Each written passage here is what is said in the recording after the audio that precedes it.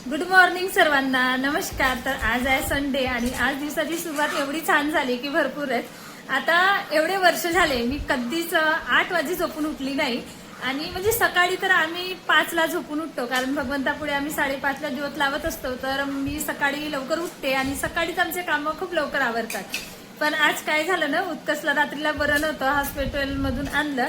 आता रात्रीला मी पण लेट झोपली, म्हणजे खूप वेळपर्यंत 12 वाजेपर्यंत मोबाईल पाहत राहिली. आणि आज सकाळी माझी झोप खुलली, पण असं वाटत होतं आज संडे आहे आणि मुलंही झोपले तर आपण यांच्यासोबत झोप घ्यावी. तर मी ना 8ला झोपून उठली. आता 8ला उठल्यानंतर अर्धा तास असाच गेला, इकडे तिकडे थोडा वेळ थंडी हवा घेत. आणि मग त्याच्यानंतर छान ब्रश वगैरे झालं. तर आज मुलांचं म्हणणं आहे की मग आज आपण कुठेतरी जाऊ, म्हणजे बाहेर फिरून येऊ. आणि खरंच माझं तरी मन असं वाटत आहे की कुठंतरी एखाद्या मोकळ्या वातावरणामध्ये गेलं पाहिजे, तिथून आलं पाहिजे. कारण माहित नाही, कालपासून माझं मन थोडं म्हणजे उदास आहे, असं वाटतं कुठं हरवलं आहे की काय आहे असं वाटत आहे. तर आज ना आम्ही आता रेडी आहो, म्हणजे तयारी व्हायची आहे आमची जायची. पण स्वयंपाक वगैरे मी काही केला नाही, फक्त नाश्त्याला मुलांचं म्हणणं आहे की आपण मॅगी खाऊ. म्हणजे पोहा बनवणार होती, तर पोहा नाही बनवली, मुलांसाठी म्हटलं मॅगी बनवू. इकडे आज नाश्त्याला मॅगी बनवली. तर मॅगीला मी तडका लावून दिली आणि बघा उत्कर्ष चालू आहे तिला मिक्स करणं की कधी कधी ती रेडी होणार आहे. बघ उत्कर्ष इकडे, बाय बाय. काय या मॅडमला फक्त साधी मॅगी पाहिजे, गरम पाण्यामध्ये शिजवलेली. बाय. आणि हिच्यासाठी ही बनवली. आता आम्ही तर आज ना कुठंतरी जायचं मूड आहे, म्हणजे 2-3 दिवस झाले माझा मूड ऑफ आहे. आता आपण बघायला तर खुशीतच दिसतो, पण आतून कुठून तरी खचला आहे, म्हणजे असं कुठंतरी ऑफपणा आलेला आहे. आता ते ऑफपणा दूर करायसाठी मला बाहेर जायचं आहे.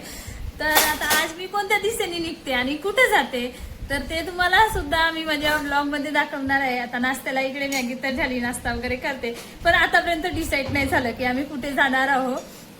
पर कुठेतरी जाऊ, कुठून तरी छान असं मन मोकळं करून येऊ. म्हणजे मुलांना सुट्टी आहे आणि आज मुलांसोबत म्हटलं फिरून यावा, म्हणून आज आता वेळेवर आमचं हे डिसाईड झालं की आपण जाऊ. तर मी गाडीला चार्जिंगला वगैरे लावली, म्हटलं जर लांबचं जाणं झालं तर गाडीमध्ये चार्जिंग पाहिजे. थोडी तर चार्जिंग होती, पण तेवढी चार्जिंग नव्हती. तर आता उत्कर्ष सोबत आम्ही नाश्ता करतो आणि मग निघतो. तर माझं ब्लॉग शेवटपर्यंत बघा, म्हणजे आम्ही कुठे कुठे जाणार आहोत, काही एन्जॉय करणार आहोत. आणि खरंच माझं मूड जे ऑफ आहे तरी ते फ्री होईल का हे नेमकं मायने ठेवते. तर बघू, ते तर मला वाटते नाही होणार, पण थोडं वाटत आहे. आणि काल घरचं ग्रेनाईट पडलं, ते ग्रेनाईट पडल्यामुळे माझ्या हाताला आणि डोक्याला खूप जोराने लागलं. म्हणजे दारामध्ये जो लावला राहतो तर एक पट तो निघाला, त्याला हात लावायला गेली तर तो भडण्याने माझ्या अंगावर पडला. तर मला लागला आहे इथे, एकदम याच्यावरच लागलं, रुतलं.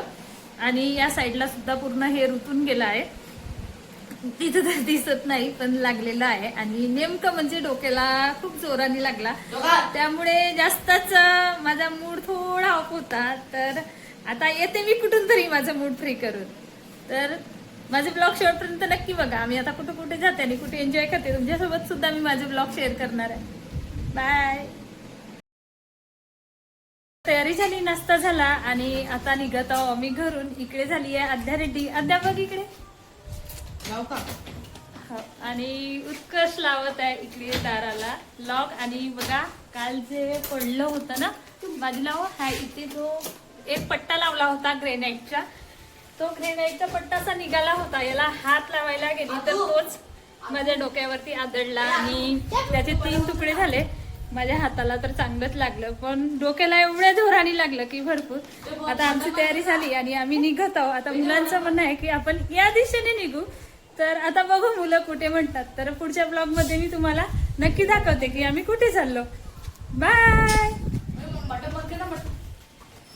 बघा माझी गाडी ना उत्कर्ष काढून देत आहे, कारण आता झालं उत्कर्ष मोठा आणि खरंच याला गाडी सांभाळते. वाटत आहे की आता मुलगा मोठा झाला आहे.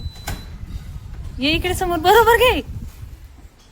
इकडे ना दर संडेला आम्ही केस वॉश केलं की दिवसभर केस करत नाही, कारण आम्हाला केस करायचा खूप कंटाळा येतं. आद्याचं म्हणणं आहे की एक दिवस केस नाही करायचे.